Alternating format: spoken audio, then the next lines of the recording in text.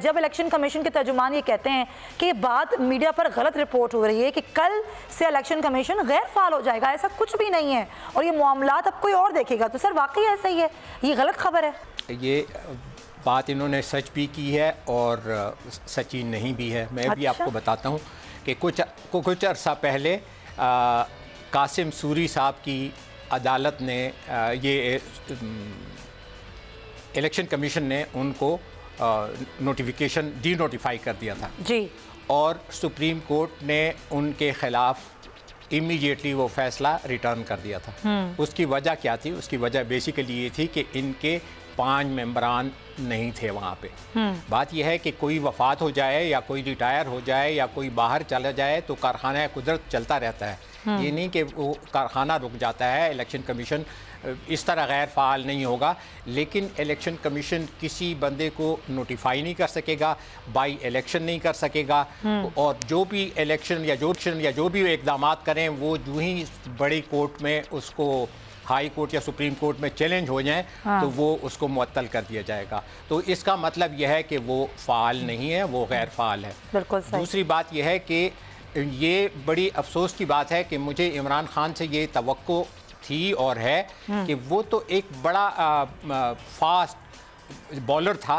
Fast bowler के साथ साथ उसमें इनिशिएटिव था, उसमें ब्रेवरी थी, उसमें बोल्डनेस थी।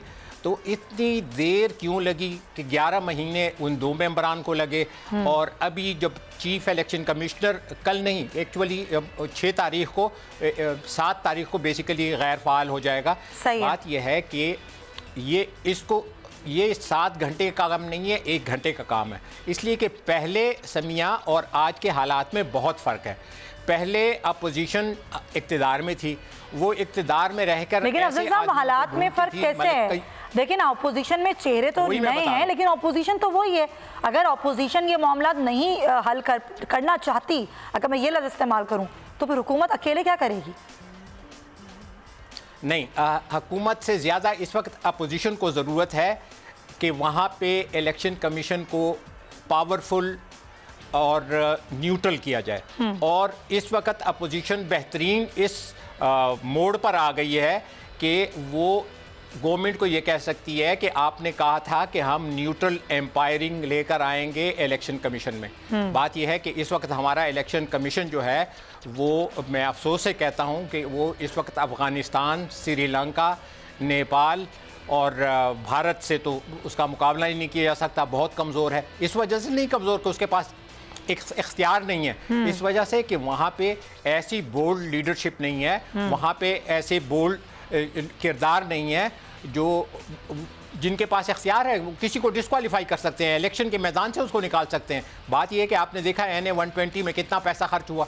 इलेक्शन कमीशन अगर एक नोटिस भेजती कि आप ये खराजात कम कर दें या ख़त्म कर दें वरना हम आपको डिस्क्वालीफाई कर देंगे, आप यकीन माने वहाँ पे वो पैसे की रेल पेल रुक जाती।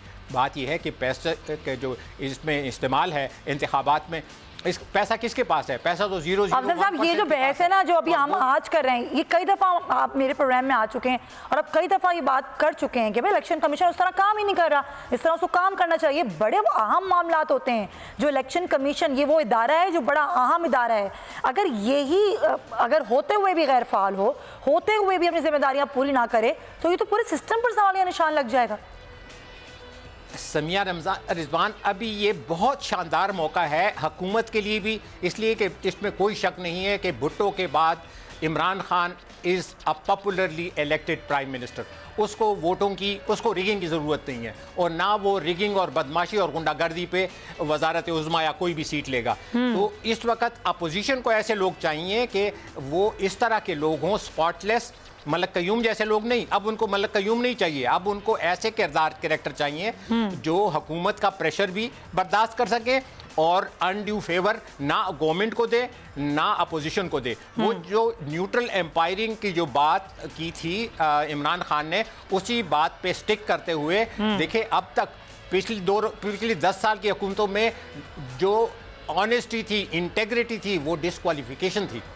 लेकिन अब चूंकि इमरान खान ने ये कहा है तो अभी वो इमरान खान को इस चीज़ पे आजमाएं कि मैन ऑफ इंटेग्रिटी को लेकर आए और वहाँ पे ताकि आने वाले इंतखाबात में उनको दोबारा गिला करने की ज़रूरत नहीं। अभी जो धरना हुआ उन्होंने कहा जी हम इंतखाब चाहते हैं। मैंने कहा कि पहले तो इंतखाब से पहले आप इलेक्शन कमीशन को ऐसा बनाएं कि जिसके ऊपर कल आपको भरोसा हो, वरना आप कल दोबारा हार जाएंगे, फिर आप कहेंगे कि फिर अब दोबारा इलेक्शन कराएं। इलेक्शन बार बार मैं कहता हूं कि होने चाहिए इलेक्शन बार बार करने से, लेकिन जब वो इलेक्शन का कारखाना आपका न्यूट्रल हो। मैं आपको एक छोटी सी मिसाल देता हूं समिया, कि मैं प्रोविंशियल इलेक्शन कमिश्नर था केपीके में और मैंने वहाँ दर्जनों बाई इलेक्शन कराए। मैं आपको बताता हूँ कि वहाँ पे चूंकि ना मैं हुकूमत की फेवर करता था, ना मैं अपोजिशन की फेवर करता था, ना मैं उसको डिसफेवर करता था, ना मैं दूसरे को, तो वो मेरी न्यूट्रलिटी की वजह से हारने वाला भी मुतमईन था कि मुझे वोट ही नहीं पड़े तो मैं कैसे जीतता। अच्छा। और जीतने वाले को भी इत्मीनान होता था, कोई लिटिगेशन नहीं होती थी। बात यह है कि जब आपका इलेक्शन कमीशन पावरफुल हो और वो कहते हैं कि वो जो एक्शन है ना वो आवाज़ से उससे ज़्यादा लाउडर होने चाहिए। सब्सक्राइब करें और बेल दबाएं ताकि कोई खबर रह न जाए।